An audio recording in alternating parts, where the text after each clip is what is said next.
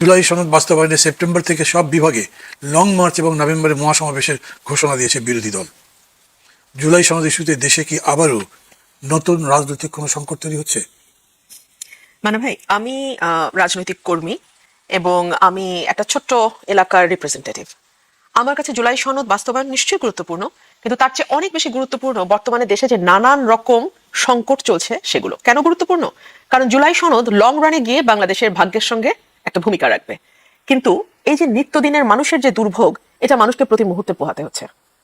বাংলাদেশে বহু বছর পর ৩,৭০০ মেগাওয়াটের উপরে বিদ্যুৎ ঘাটতি দেখা গেছে। বিদ্যুৎ বিল গত ২ মাস ধরে ডাবল ট্রিপল আসছে।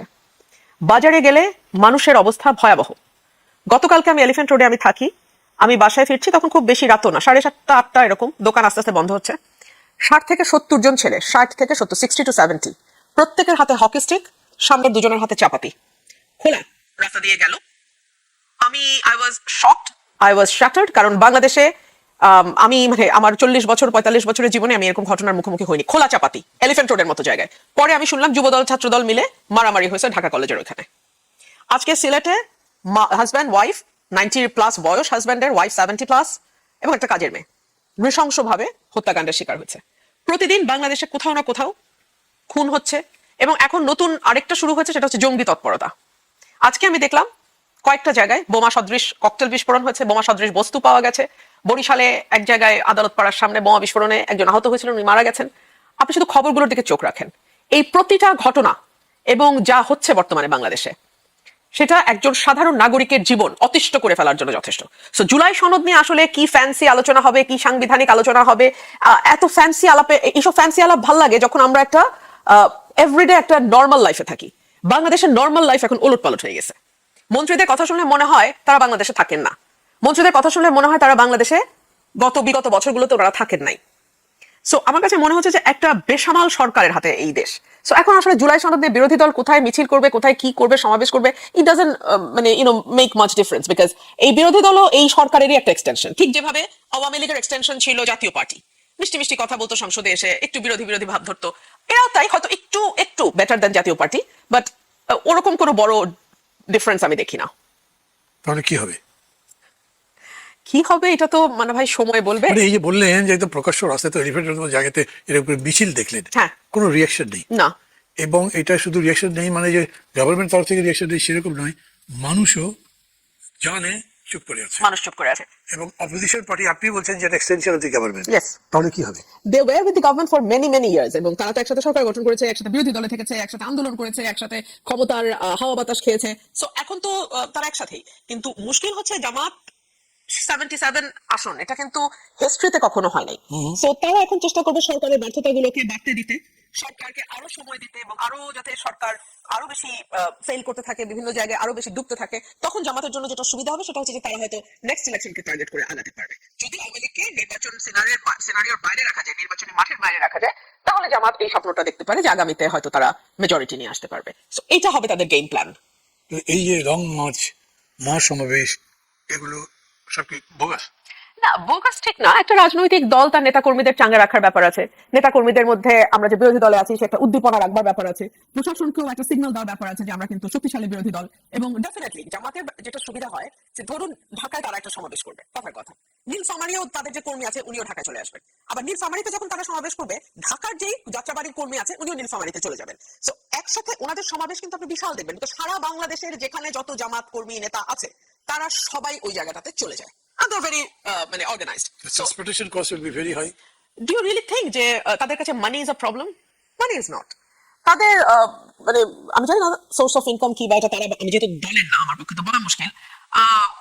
অভ্যন্তরীণ সোর্স হতে পারে, নেতাকর্মীদের কাছ থেকে পাওয়া টাকা হতে পারে, কিংবা বিদেশ থেকে আসা ফান্ড। নেতাকর্মীরা সব যাচ্ছেই, তারা নিজেদের খরচেই যাচ্ছে, নিজেদের খরচে যাচ্ছে, থাকবে, খাবে, সব নিজেরাই করবে, সব মানে খুব ইজি মনে করেন? ইজি মনে করি না, কিন্তু ব্যাপারটা জামাতের জন্য ইজি মানা ভাই। আমরা জামাতের রাজনীতি করি না বলে হয়তো বুঝতে অসুবিধা হয়, কিন্তু বাইরে থেকে যতটুকু বুঝি, বিএনপি বা আওয়ামী লীগের মতো তো আর ওদের স্ট্রাকচার ইজ কমপ্লিটলি ডিফারেন্ট। কারণ আমরা যখন বিরোধী দলে ছিলাম, বিএনপির একটা কর্মী জেলে গেলে তার খোঁজ কিন্তু কেউ নিত না, তার পরিবারকেই দৌড়াতে হতো। কিন্তু জামাতের একটা কর্মী যখন জেলে যেত, আমাদের কানে খবর আসতো যেটা, যে দল থেকেই তার ফ্যামিলিকে দেখাশোনা, তার ফ্যামিলিকে সমস্ত সাপোর্ট দেয়া, বাজার খরচ থেকে শুরু করে সবকিছু তারা করে, এবং তারা দরিদ্র পরিবারের ব্রিলিয়ান্ট ছেলেদেরকে বেছে নেয়, কাউকে ব্যারিস্টার বানায়, কাউকে ডাক্তার বানায়, কাউকে আরো মানে অন্য কোনো ফিল্ডে যদি তার ক্যাপাসিটি থাকে সেই দিকে তারা ইনভেস্ট করে। সে কারণে আপনি দেখবেন যে মানে মুখ খুলে আপনি বুঝবেন যে মানে the background shows everywhere, but brilliance যদি তাদের থাকে, মেধা যদি থাকে, জামাত তাদেরকে ইয়ে করে, নার্চার করে। আপনি যা বলছেন, আর this critique of the Jamaat Islam or ইউরোজাইজিং? This is my analysis. I'm neither criticizing them nor I'm in favor of them, but I'm just খুবই objective analysis, very objective analysis because I'm not a part of Jamaat. So মানে objective অ্যানালিসিসই এরকম বলছে it is a very discipline party, Yeah. Very কি বলা যায়, well organized. Organise তো বটেই, খুবই প্ল্যান মাফিক চলে এবং একদম। সেরকম করেই যাচ্ছে। একদম। তো সেই পার্টি কি কারণে 5 বছর পর্যন্ত অপেক্ষা করবে? তাদের তো একটা রিস্কও আছে যে এর মধ্যে আওয়ামী লীগ ফিরেও আসতে পারে। মানে আমি একবারও 5 বছর বলি নাই, আমি বলছি তারা অপেক্ষা করবে যতদিন পর্যন্ত না তারা মেজরিটি পাবে বলে তারা মনে করবে। যেই মুহূর্তে তারা বুঝবে সরকারের ফেলিয়ার যত বাড়তে থাকবে, আওয়ামী লীগকে যদি আপনি মাঠের বাইরে রাখতে পারেন, তাহলে হয়তো 2 বছর, 3 বছর, 2.5 বছর, যখন তারা বুঝবে যে 77 will be 152, তখনই সিনারিও আলাদা হয়ে যাবে। এটা কি বোঝা সম্ভব মনে করেন?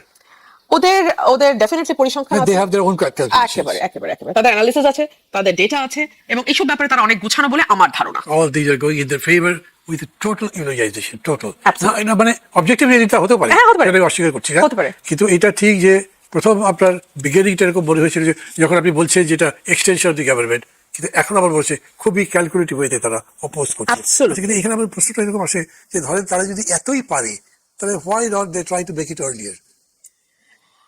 মানা ভাই, আসলে মাঠে এতদিন দুটো দলের রাজত্ব ছিল, দ্বিদলীয় ব্যবস্থা। 1, 2 হলো 71-এর একটা বিশাল ব্যাগেজ তাদের উপর ছিল এবং আছে। 3 হলো তারা কিন্তু অত্যন্ত ধৈর্যশীল না হলে এত বছর টিকে থাকবার কথা না। নিশ্চয়ই। সেই 41 সাল 42 সালে তাদের জন্ম, তারপরে ধীরে ধীরে তিনটা জমানা পার হলো, ভারত উপমহাদেশ, তারপরে পাকিস্তান, তারপরে বাংলাদেশ। সো এবং প্রত্যেকটা সময় তারা হিস্ট্রির উল্টো দিকে দাঁড়িয়েছে। 47-এ তারা একরকম চেয়েছে, 71-এ তারা একরকম চেয়েছে, কিন্তু ঘটনাগুলো ঘটেছে কিন্তু ডিসফেভারে। সো সেই জায়গাগুলো অতিক্রম করে এসে এখানে এসে দাঁড়ানো, ধৈর্য আছে, যেটাকে আমরা পার্সিভিয়ারেন্স বলি, খুব পার্সিভিয়ারেন্স তাদের অসাধারণ, লেগে থাকা। সো এই লেগে থাকা তো একসময় কাজে দিবে। না, কিন্তু সেটাও ক্যালকুলেটিভ ওয়েতে লেগে থাকতে হবে, ভীষণ ক্যালকুলেটিভ লেগে থাকলে তো হবে। একদম, মানে ধরুন এতদিনকার হিস্ট্রি তো তা বলে না, because they failed in almost all the occasions. কিন্তু তারা টিকে গেছে। টিকে গেছে সেটা টিকে মানে গেছে। ধরেন ইন্ডিয়াতে জামাত ইসলাম খুব টিকে গেছে এরকম বলবেন? একদম না, পাকিস্তানেও না, তাহলে কিন্তু বাংলাদেশে কিন্তু টিকে গেছে। বাংলাদেশে তো তাদেরকে এত পার্সিভারেন্স, হ্যাঁ স্বাধীনতার পরে করতেছে, স্বাধীনতা এত বড় একটা যুদ্ধ তারা বিরোধিতা করেছিল, ফলে ন্যাচারালি এটা হবে যে মানুষ তাদেরকে রিজেক্ট করবে, মানুষ তাদেরকে হেট করবে, তাদের ক্যাম্পেইন করা ইজি হবে, তারা আসতে পারেনি। এইবার যে এলো সেটাও কিন্তু একটা দেখেন, মানে এটাকে কি বলবেন, এরকম একটা ঘটনা ঘটে গেল যেটা জামাতও সম্ভবত ঘটবার আগে কল্পনা করতে পারি নাই। মানে ভাই, মানে আমরা বলছি যে তারা খুবই প্ল্যান করে করেছে, কিন্তু 24-এর এই অভ্যুত্থান তো স্পন্টেনিয়াস। অনেক রকম ব্যাখ্যা আছে, অনেক রকম মতামত আছে আমরা বাজারে। বিভিন্ন মতে চর্চা করছি তো কেবল, অনেক রকম। আমি অন্তত সিদ্ধান্তের কথা বলছি না, আমিও না, একদম না, কারণ এটা নিয়ে অনেক রকম ব্যাখ্যা বিভিন্ন কর্নার থেকে আসতেছে। সো এবং আমি মনে করি যে দুটো দল, বিএনপি এবং আওয়ামী লীগ, যত বেশি মানুষ দ্বারা প্রত্যাখ্যাত হবে তাদের নিজস্ব কর্মকাণ্ডের দ্বারা, তত বেশি কিন্তু ওই ভোটটা কিছু অংশ অন্তত জামাতের দিকে যেতে থাকবে। এবং নতুন প্রজন্ম কিন্তু স্বাধীনতার কত 55 বছর পার হয়ে গেছে।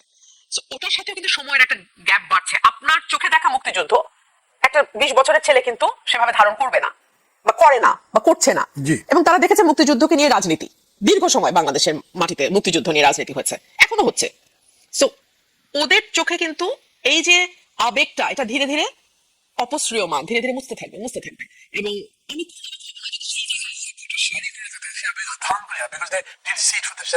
তখন কি হচ্ছে যে ওরা যা তাদের চোখের সামনে নেই, ওই আবেগ কিন্তু এটা একটা বাড়ানো আবেগ, কিছুটা বইয়ে পড়া, সিনেমায় দেখা, গান শোনা, বাবা মার কাছে শোনা, ওই আবেগটা যে আমার মধ্যে হবে না, ওটা তো হবে না। এবং যারা মুক্তিযুদ্ধ নিজের চোখে দেখেছেন, সেই 71-এ যার জন্ম হয়েছে তার বয়স এখন 55, তো ওই সময় যার বয়স 20 সে এখন 75, সে দাদা নানা হয়ে গেছে, তাই না? সো নাতি নাতনিদের সাথে সেই গল্পের মাধ্যমে হয়তো বিষয়টা ধারণ করছে।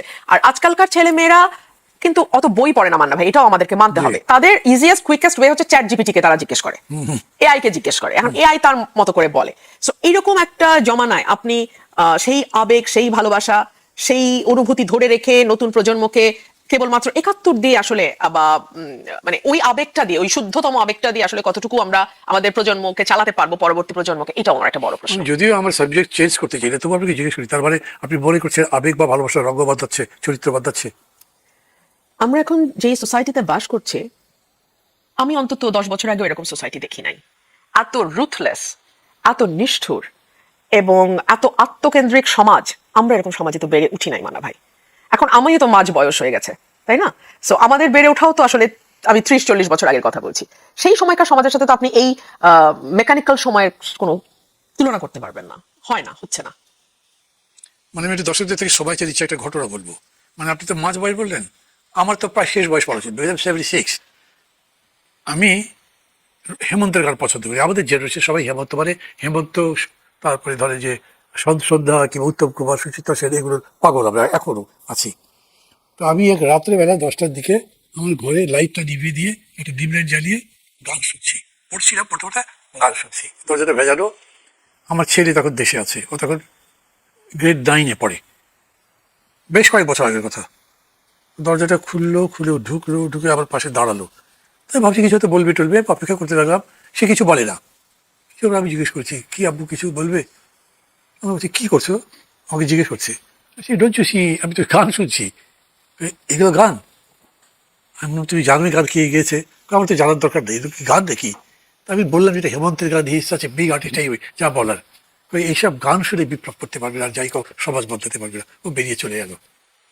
তো মানে এইটা দিয়ে একটা তো আপনি বললেন ক্রুয়েল সোসাইটি, আত্মকেন্দ্রিক, এই ওই, আর একটা হচ্ছে কালচারটাও চেঞ্জ হয়েছে, অ্যাটিচিউড towards life is also change. তো এটা একটা অনেক বড় প্রশ্ন।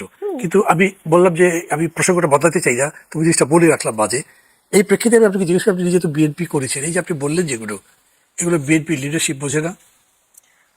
তা বোঝে?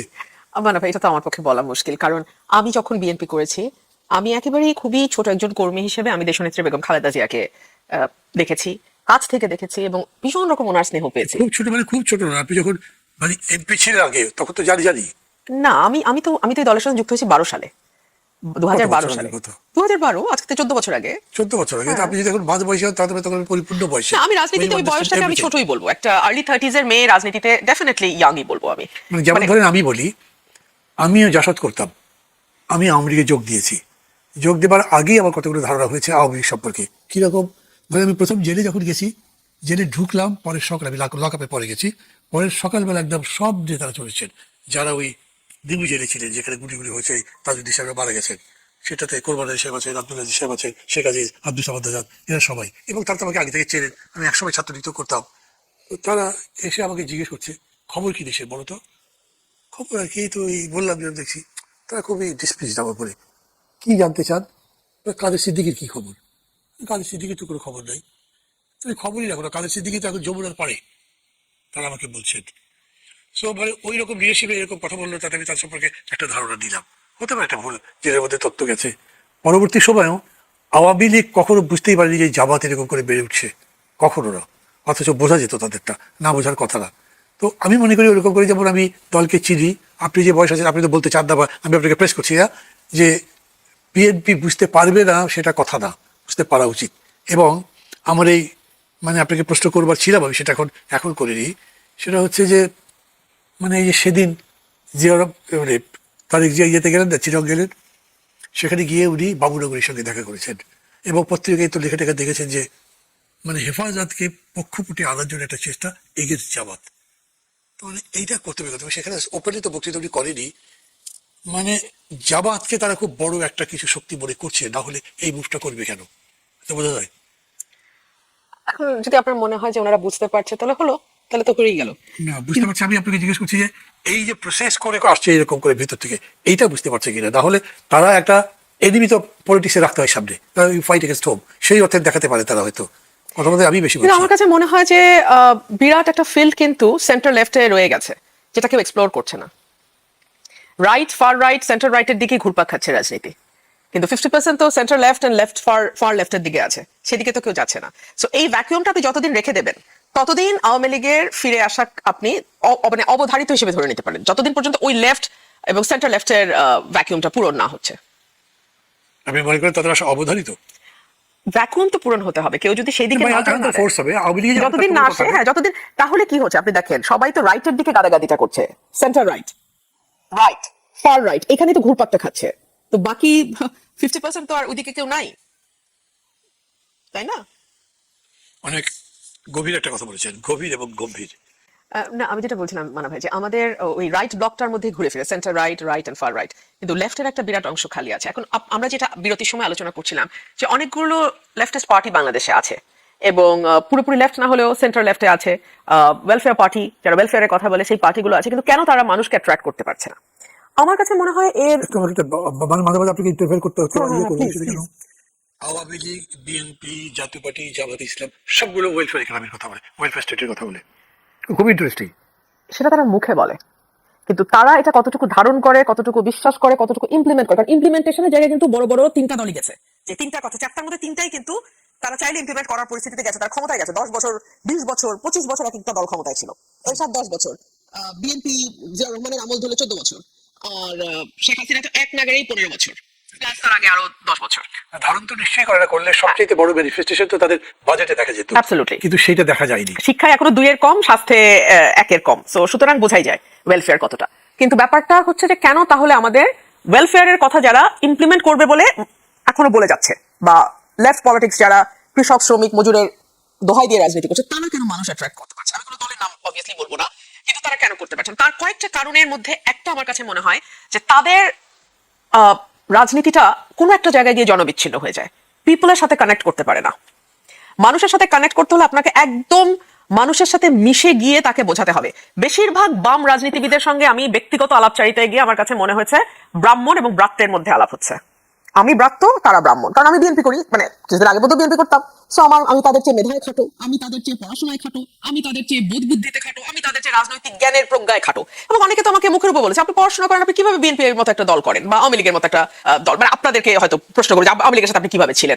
সো এই যে নিজেকে ব্রাহ্মণ ভাবার একটা প্রবণতা আমি বাম রাজনীতিবিদদের অনেকের মধ্যে দেখি, আমি সবার মধ্যে বলবো না, তবে আমার কাছে মনে হয় যারা একেবারে মাটির মানুষের কথা বলে তাদের আরো অনেক বেশি গ্রাউন্ডেড হয়ে পলিটিক্স করার কথা ছিল, সেটা তারা করে নাই। 1, 2 হচ্ছে বাংলাদেশের রাজনীতিটা দীর্ঘ সময়ের ধরে একটা বিনা পুঁজির ব্যবসার মধ্যে পরিণত হচ্ছে। সো এখানে যারা যুক্ত হয় তারা ওই আশা নিয়ে যুক্ত হয় যে তারা কোনো একটা নেতার পিছনে দৌড়াবে এবং একসময় না একসময় দল ক্ষমতায় যাবে, এবং সে তার 7 পাস বা 8 পাস, যে তার শিক্ষাগত যোগ্যতা, বা 5 pass, whatever be the case, সে কয়েকশো কোটি টাকার মালিক হবে। এটা হয়েছে, বাংলাদেশে হয়েছে ভাই, এবং বহু এমপি আছেন যারা ঠিক মতো পড়তেও পারেন না, কিন্তু তারা এমপি হয়েছেন, এবং সেখানে অস্ত্রের খেলা আছে, সেখানে অর্থের খেলা আছে, সেখানে রাতে ব্যবসার খেলা আছে, সেখানে নানান রকম খেলা আছে, শুধু নাই রাজনীতি।